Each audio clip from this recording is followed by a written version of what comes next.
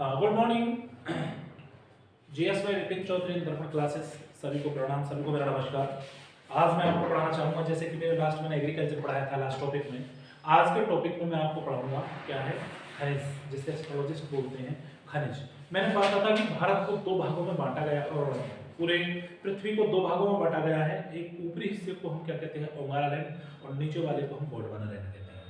Gondwana land, यदि मैं भारत की बात करूं कि इस तरह से नक्शे की बात करूं, इस तरह से इस नक्शे की बात करूं, इस तरह से इस नक्शे की बात करूं, नक्शा मुझे बहुत अच्छा आर्टिस्ट नहीं आता, लेकिन मैं समझाने की कोशिश करूंगा। ये पूर्वोत्तर भारत है। ये यहाँ से जो भारत का है, इसे हम अंगारा लैंड बोलते हैं। क्या बोलते हैं? अंगारा लैंड। अंगारा लैंड के बाद और इसे जो बोलते हैं नीचे वाले हिस्से को हम गोंडवाना लैंड बोलते हैं। कौन सा बोलते हैं बेटा? गोंडवाना लैंड। इस गोंडवाना लैंड में इस गोंडवाना चट्टान होती है, इनमें चट्टान है, ये गोंडवाना चट्टान, गोंडवाना चट्टान। गोंडवाना चट्टान जो है ये मोस्टली खदान के लिए, मतलब खनिज के लिए प्रसिद्ध है। किसके लिए? खनिज के लिए प्रसिद्ध है। इसमें जितने भी दक्षिण, मतलब कि साउथ के जो भी आकार है नीचे वाले, जितने भी साउथ के राज्य हैं, जितने भी साउथ के राज्य हैं, उन सारे राज्यों में मतलब कि यहाँ खनिज का उत्पादन सर्वाधिक होता है। ये क्षेत्र यहाँ से लेकर यहाँ तक, ये क्षेत्र मोस्टली इस तमिलनाडु को छोड़कर ये छोटा नागपुर पठार कहलाता है। क्या कहलाता है? छोटा नागपुर पठार। क्यों कहलाता है छोटा नागपुर पठार? क्योंकि खादान हमेशा पठार में पाए जाते हैं। पठार मतलब कि गोंडवाना चट्टान के पठार। इन पठारों में खनिज नीचे से खोदकर कोयला, हीरा, ठीक है ना, और अभ्रक, लोहा, मतलब जीवन के लिए जितनी भी बहुपयोगी चीजें हैं, सारी चीजों को यहाँ से निकालकर उन्हें निर्यात किया जाता है। ठीक है। कुल मिलाकर हमारे भारत की भरपाई भी इसमें होती है। तो कुल मिलाकर इन देशों की प्रदेशों की बात करूं मैं, तो आप याद करेंगे मैं बहुत अच्छे से। Jharkhand, Bihar, Jharkhand, Orissa, West Bengal, Chhattisgarh, MP, Gujarat, Rajasthan. राजस्थान को अजायब घर कहा जाता है, मिनरल्स का। उधर आंध्र प्रदेश, इन राज्यों में मोस्ट ऑफ सब में छोटा नागपुर पठार खनिज जैसे कुछ ना कुछ निकाला जाता है। अपनी कॉपी में साथ के साथ जो मैं बोलूं उसे नोट करते रहेंगे। इसको अंगारा लैंड और इसको गोंडवाना लैंड। गोंडवाना लैंड जानते हैं कोयला जिसका कोयला की चट्टान, कोयला चट्टानों से प्राप्त किया जाता है। क्या किया जाता है? प्राप्त किया जाता है। अब आपको चित्र से समझ में आ गया होगा। अब चित्र का काम खत्म। अब मैं आपको कुछ बताना चाहूंगा। आपने जो नोटिस किया वो ठीक, बाकी आप यहाँ से काम करेंगे। देखिए क्या काम करेंगे, जरा ध्यान देंगे। ध्यान देने वाली अब ये बातें ये है कि विशेषकर इसमें जो हमने देखा, सबसे पहले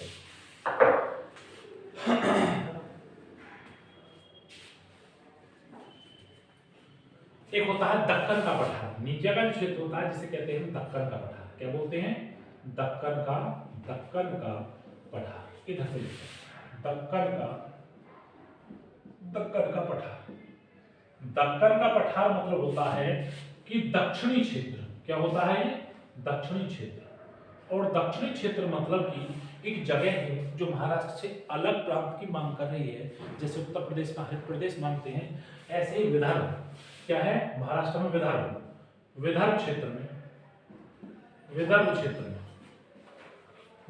में क्षेत्र के पठारों में, विदर्भ क्षेत्र के पठार। ठीक है। विदर्भ क्षेत्र के पठारों में कौन सी है? दक्कन के पठार की चट्टानें हैं। दक्कन पठार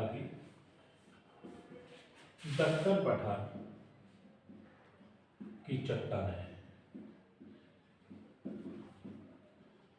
दक्कन के पठार की चट्टानें। नंबर एक बात, दक्कन का पठार दक्षिण क्षेत्र होता है। अब मैं आपको बताना चाहूंगा कि इसमें विशेष बात क्या है। दक्कन के पठार में भारत में खनिज, सबसे पहले गिरेंगे भारत में खनिज। टॉपिक है भारत में खनिज। खनिज क्या होते हैं? जो कि नीचे से हम खोदकर खादान निकालते हैं, उसे हम खनिज बोलते हैं। क्या बोलते हैं? खनिज। खनिज ऐसे रूप में निकाला जाती है जिसमें अशुद्धियां होती है। कैसे निकाला जाता है? अयस्क के रूप में। अपनी कॉपी में नोट डाउन करते रहें। अयस्क के रूप में निकाला जाता है, नीचे से अयस्क के रूप में। और जिसमें क्या होती है? अशुद्ध होता है। और क्या होता है? अशुद्ध होता है। मैं आपको हर चीज नहीं लिख पाऊंगा, आप अपने हिसाब से नहीं। अशुद्ध होता है, पृथ्वी से निकलता है तो ये अयस्क होता है। अयस्क मतलब बहुत ही अशुद्ध होता है। आगे की हम बात करते हैं। यदि हम आगे की बात करें तो अयस्क के बाद में खनिज प्राय जंगली और पठारी भागों में पाए जाते हैं। ये तो मैंने पहले भी बता दिया, ये जंगली व पठारी भागों में, जंगली व पठारी भागों में, जंगली व पठारी भागों में पाया जाता है। कहाँ पाया जाता है? जंगली व पठारी भागों में पाया जाता है। इनकी अज्ञानता का अनियमित रूप से, मेरा मतलब है ये आदिवासी क्षेत्र में पाए जाते हैं और सर्वाधिक आदिवासी क्षेत्र में पाए जाते हैं। आदिवासी क्षेत्र में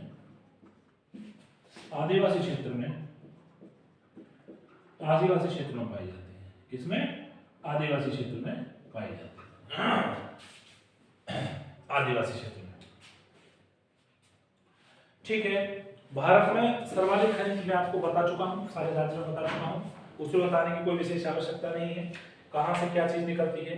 भारत में सर्वाधिक खानों की बात करता हूँ, कोई 8-10 स्टेट हैं, जो 7-8 स्टेट हैं जो मैंने अभी आपको थोड़ी देर पहले बताई थी। अब कहता हूँ यदि मैं बात करूँ इसमें भारत की खाने, तो जो भारत की खान है इंडिया के अंदर की भारत की खान है, उन भारत की खानों के बारे में मैं बात करना शुरू करता हूँ। इस इंडियन ज्योग्राफी के अंदर भारत की खान की यदि बात करें तो सर्वाधिक खान नंबर 1 पर आंध्र प्रदेश में पाई जाती है। सवाल पूछ लिया जाता है फैक्ट वाला कि सर्वाधिक खान कहाँ पाई जाती है? खान आंध्र प्रदेश। उसके बाद नंबर 2 पर जो है वो है गुजरात। कौन सा है? गुजरात। गुजरात के बाद अगला है राजस्थान, एमपी और झारखंड। राजस्थान और एमपी और झारखंड। देखिए आंध्र प्रदेश में बहुत पाई जाती है सबसे ज्यादा खान, उसके बाद गुजरात में, उसके बाद राजस्थान में, उसके बाद एमपी में और उसके बाद झारखंड। 5 ऐसे राज्य हैं कि जहां सर्वाधिक खाने पाई जाती है। तो एक फैक्ट वाला सवाल है। अब और तेज हो गए, जैसे पीसीएस की बात करें, कुछ लोगों ने इस सवाल को घुमाना दूसरे नंबर का पूछ लिया या सबसे अंतिम पूछ लिया, तो इसीलिए हम 5 को बहुत अच्छे से याद रखेंगे कि भारत की खानों का विस्तार कहाँ कहाँ है। ये सारे क्षेत्र आदिवासी क्षेत्र में है। आए दिन यहाँ कोई ना कोई कंट्रोवर्सी चलती रहती है। जब कोई चुनाव आता है तो कुछ राजनीतिक रूप से या फिर कुछ अपना राजनीतिक लाभ उठाने के लिए या फिर उनकी पीड़ा को समझने के लिए आदिवासी लोग यहाँ कोई ना कोई आक्रमण या कोई ना कोई क्षति पहुंचाते रहते हैं, जिसमें या तो कुछ जवान मर जाते हैं या फिर कहीं ना कहीं हमारी सरकारी क्षति हो जाती है, कुछ बिल्डिंग्स वगैरह ढा देते हैं और गोली चल जाती है। जवानों का मरना सुनिश्चित है। आंध्र प्रदेश, गुजरात, राजस्थान, एमपी और झारखंड, ये ऐसे राज्य हैं, 5 राज्य जहां भारतवर्ष के अंदर सर्वाधिक खाने पाई जाती है। ठीक है, अब आगे की बात करते हैं।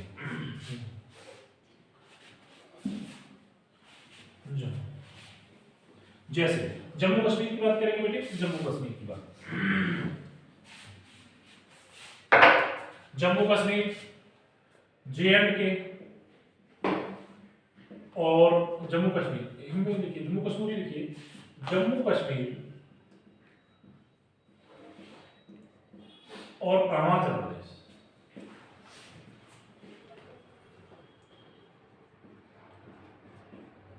यदि दोनों में खादाने की बात करें तो अभिन्न है। तो क्या करें? वे विपन्न है।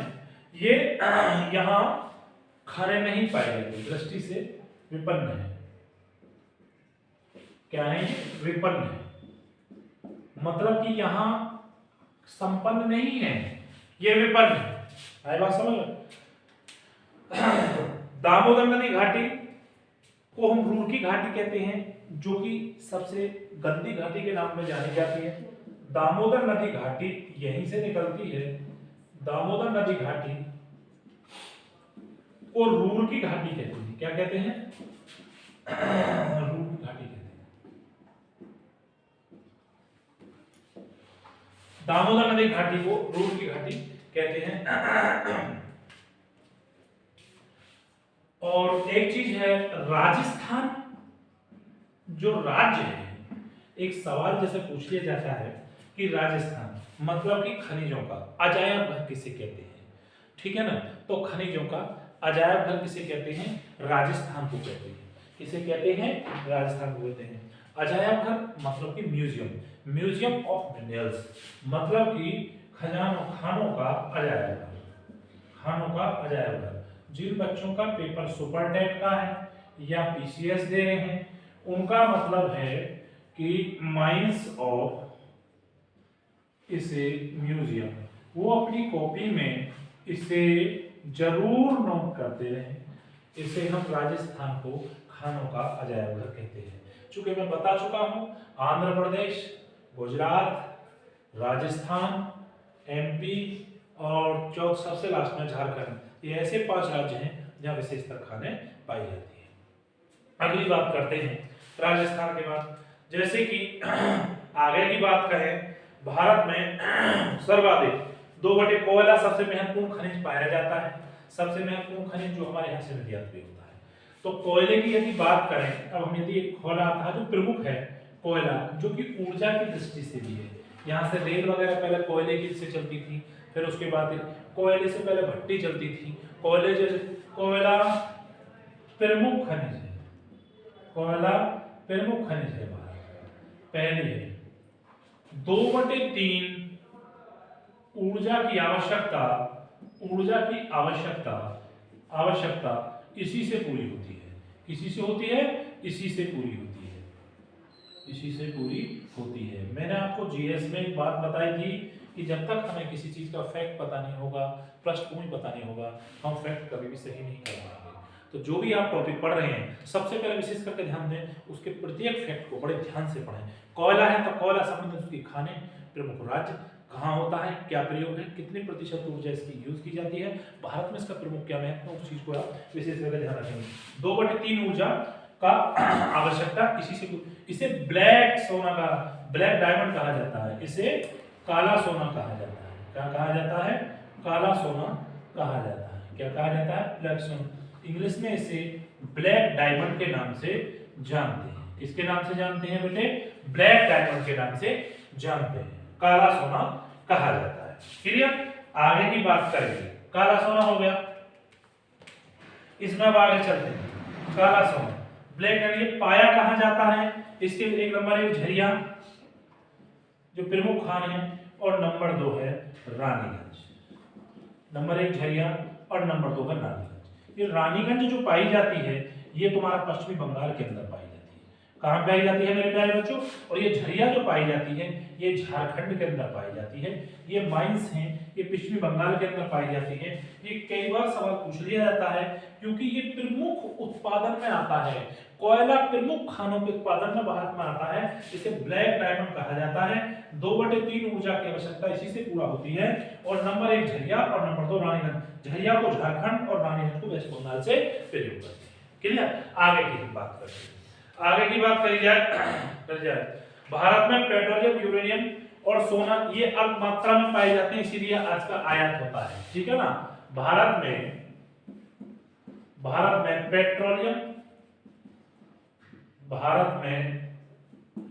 पेट्रोलियम और दूसरी बात मैं आपको बताऊंगा, यूरेनियम और सोना। पेट्रोलियम, यूरेनियम है ना, यूरेनियम और सोना भारत में, कहां बेटा? भारत में अल्प मात्रा में पाया जाता है। कहां पाया जाता है? अल्प मात्रा में। कहां पाया जाता है? अल्प मात्रा में पाया जाता है। अल्प मात्रा में पाया जाता है। मैंने कहा इसीलिए ये बहुत महंगा है, बहुत महंगा है, बहुत महंगा है। मैंने आपको चीज बताई होगी, बहुत महंगा है। क्यों? जिस चीज का प्रोडक्शन कम होता है और खपत बहुत ज्यादा होती है। भारत जनसंख्या की दृष्टि से दूसरा स्थान रखता है, क्षेत्रफल की दृष्टि से 7वां स्थान रखता है। हमारे यहाँ शादी ब्याह में गहना पहनना बहुत ज्यादा लोग पसंद करते हैं, हीरा पहनना बहुत ज्यादा पसंद करते हैं। हमारे यहाँ पेट्रोल का बहुत ज्यादा यूज है, क्योंकि जनसंख्या बहुत ज्यादा है। सारे व्हीकल्स कितने हैं? वैसे हमारे प्रधानमंत्री जी की मुहिम है कि बहुत जल्दी हम सोलर सिस्टम से, मतलब कि चार्ज होने वाले कुछ ऐसे व्हीकल्स बनाने जा रहे हैं जो आ जाए, बहुत अच्छा है। उससे दोनों चीजें बचेंगी, एक तो पॉल्यूशन से हमें निजात मिलेगी, दूसरी बात है कि जो हमारी यहाँ खपत है, महंगाई से थोड़ी सी निजात मिलेगी। ऐसा कोई घर नहीं है जहाँ गाड़ी पेट्रोल ना हो, कहाँ मोटरसाइकिल ना हो, आजकल साइकिल से कोई चलना पसंद नहीं करता, या तो किसी के पास बाइक है या स्कूटी है या फिर स्कूटर है या फिर कार है, तो उसके पेट्रोलियम एक ऐसा क्षेत्र है, पेट्रोल हमेशा आयात होता है, फॉरेन से हम रिलीज करते हैं, और ये फारस की खाड़ी होते हुए गैस है, पेट्रोल है, मोस्ट ऑफ ये बाहर से आते हैं, इसीलिए दुर्लभ है भारत के लिए, भारत में इनका नहीं पाया जाता। हालांकि रिलायंस या और कंपनी ने ओएनजीसी वगैरह ने वो खोद कर निकालने की कोशिश करी है, परंतु अभी जितनी जनसंख्या के आधार पर हमें मुख्य रूप से ये चीजें प्रदान नहीं हुई है। यूरेनियम एटम्स के हिसाब से, एटॉमिक के हिसाब से बहुत इंपॉर्टेंट है। यूरेनियम बहुत ज्यादा दुर्लभ है, वो भारतवर्ष में बहुत अल्प मात्रा में पाया जाता है। तो दो चीज होती हैं, यूरेनियम की यदि हम बात करें तो इसके भंडार हैं वो सबसे ज्यादा ऑस्ट्रेलिया में पाए जाते हैं, और यदि हम वैसे बात करें, चाइना की बात करें, उत्पादन इसका चाइना है, और जैसे थाईलैंड है और कंट्रीज में उसका उत्पादन सर्वाधिक होता है। दूसरी बात, खादान और भंडार की अलग अलग बात होती है। यूरेनियम भी हमारे लिए बहुत महत्वपूर्ण यूज है। यूरेनियम का हम ऊर्जा जो उत्सर्जित होती है इतना है कि यदि थोड़ा सा पीस भी यूरेनियम का यदि हम किसी रूम में रख दें तो उससे इतनी ऊर्जा उत्सर्जित होती है कि आदमी की डेथ हो जाती है कि नहीं, उसकी ऊर्जा को झेल नहीं पाते। तो ये यूरेनियम बहुत दुर्लभ है लेकिन बहुत शक्तिशाली भी है, जिससे सारी एटॉमिक एनर्जी, परमाणु बम, नाइट्रोजन बम बनाने के लिए यूरेनियम का प्रयोग किया जाता है। तो यूरेनियम हमारे जीवन में बहुत महत्वपूर्ण उपयोगी है लेकिन दुर्लभ है। पेट्रोल हमारे लिए बहुत बहुपयोगी है जीवन में, लेकिन ये दुर्लभ है। उसका कारण ये है कि हमारे यहाँ इसके तेल कुएं बहुत कम है और हमें बाहर से मंगाना पड़ता है, जिस पर सारे टैक्स और हमें पे करने के बाद हमें बहुत महंगा, मतलब 100 रुपए तक ये पहुंच गया। 100 रुपए पर लीटर के हिसाब से 40-50 किलोमीटर, 35-40 किलोमीटर कोई व्हीकल उससे चल पाता है और 100 रुपए खत्म हो जाते हैं। नंबर एक बात। नंबर दो बात, एक बात और है, अगली बात करते हैं हम सोना। सोना हमारे यहाँ बहुत दुर्लभ है। सोना सबसे ज्यादा साउथ अफ्रीका में पाया जाता है। सोना, चांदी मैक्सिको में ज्यादा पाई जाती है। मैक्सिको एक है, अमेरिका के नीचे एक छोटा सा देश है जिसने अमेरिका ने जिसको नशेड़ी बना दिया है कि नहीं।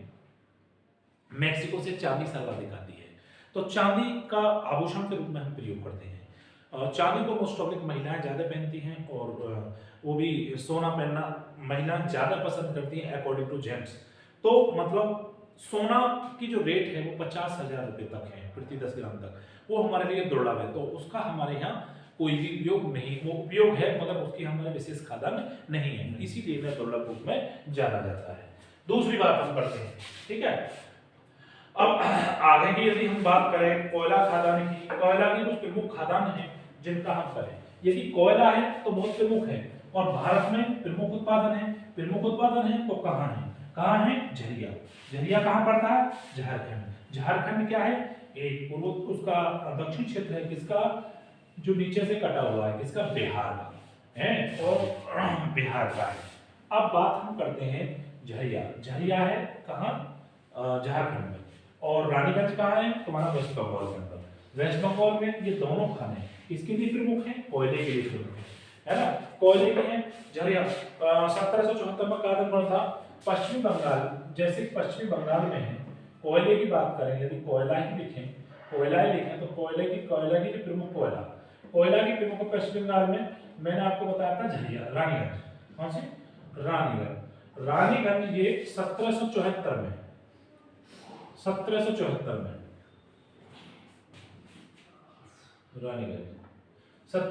में खादान किया गया। क्या किया गया? खादान किया गया। 74 में खानों को खोदा गया,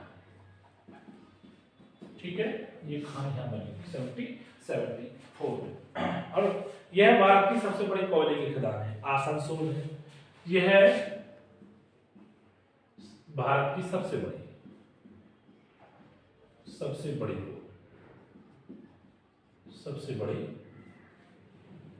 खान है। किसकी? कोयला खान। एक और होता असोम खान पड़ती है। असोम खान भी ये तुम्हारा पश्चिमी बंगाल के अंदर पड़ती है, और ये भी किसके लिए है? कोयले के लिए, क्योंकि टॉपिक हम क्या पढ़ रहे हैं? कोयला। तो असोम खान भी वेस्ट बंगाल में इसी चीज के लिए जानी जाती है।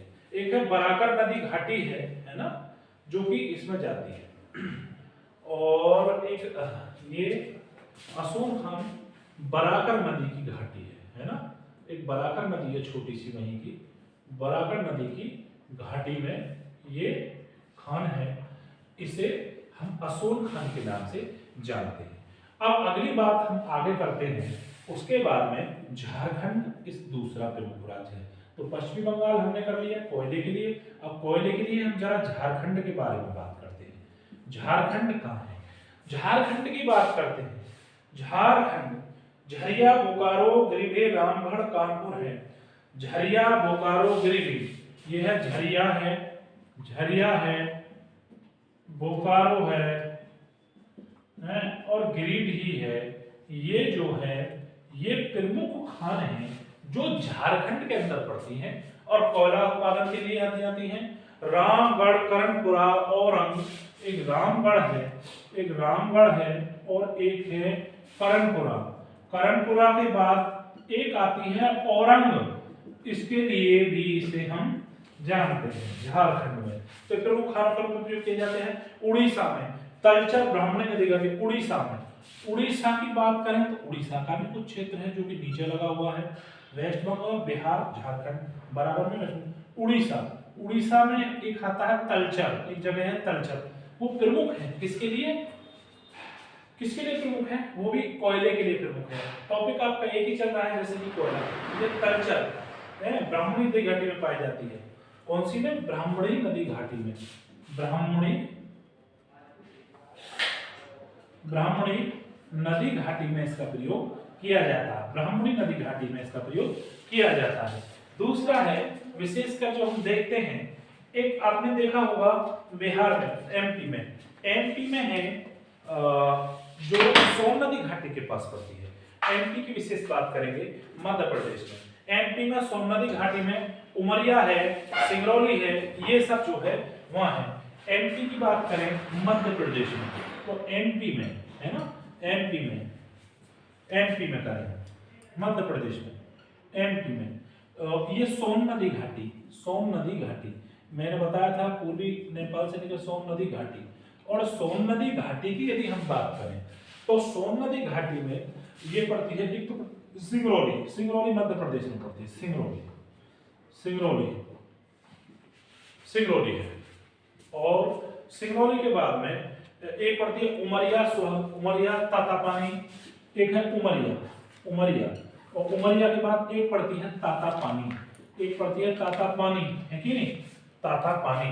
सोन नदी घाटी की यदि हम बात करें, सोन नदी घाटी पड़ती है एमपी में। उस सोन नदी घाटी में एक जगह पड़ती है सिंगरौली, एक पड़ती है उमरिया और एक पड़ती है तातापानी। ये ऐसी जगह हैं जहां से कोयला प्रमुख रूप से खोदा जाता है, खदान के रूप में हम निकालते हैं। कोयला उद्योग का राष्ट्रीयकरण हुआ था 1972-73 में और 1972-73 में कोयला का राष्ट्रीयकरण हुआ था, है नहीं? सार्वजनिक उद्योग की कंपनियां कोयला उद्योग की जिम्मेदारी सौंपी गई थी, है कि नहीं? और यहां से इसे दिया गया था। कोयला का 1972-73 में कोयला का औद्योगिकरण हुआ था। पहली बात मैं आपको कहना चाहूंगा कि हमारा भारत कृषि प्रधान देश है। हमारे भारत में बहुत सारी बहुमूल्य बहुपयोगी जीवन उपयोगी चीजों को खाद्यान्न के रूप से प्रयोग किया जाता है। खानों के बारे में मैंने बताया, सर्वाधिक खान कहाँ पाई जाती है? सर्वाधिक खान भारत के छोटा नागपुर पठार से पाई जाती है, जो कुछ स्टेट है, गुजरात है, राजस्थान है, गोवा भी आता है इसमें, उड़ीसा है, वेस्ट बंगाल है, बिहार है, झारखंड है, छत्तीसगढ़ है, ठीक है ना, एमपी है। इन राज्यों से खाद्यान्न करके हमारे यहाँ जो प्रमुख खाद्यान्न है, खाने किसके लिए प्रसिद्ध है? कोयले के लिए। कोयला 2/3% ऊर्जा के रूप में प्रयोग किया जाता है। 2/3 ऊर्जा प्रयोग का मतलब है कि इसका बहुत ही हमें किया जाता है। अब इसका कोयले का राष्ट्रीयकरण 1972 और 1973 में इसका राष्ट्रीयकरण हुआ था। सवाल पूछ लिया जाता है कि कोयला जो भारत का प्रमुख खनिज उत्पादन है उसका राष्ट्रीयकरण किया गया था, तो इसे अपनी कॉपी में नोट डाउन करेंगे 1972 में, ठीक है ना। कोयले का राष्ट्रीयकरण कब हुआ था? 1972 में। 1972 एंड 1973 दोनों डेट आती है डैश लगाकर, उसे हम लिख देंगे इसके बारे में जो मैंने बताया था 1972 और 1973।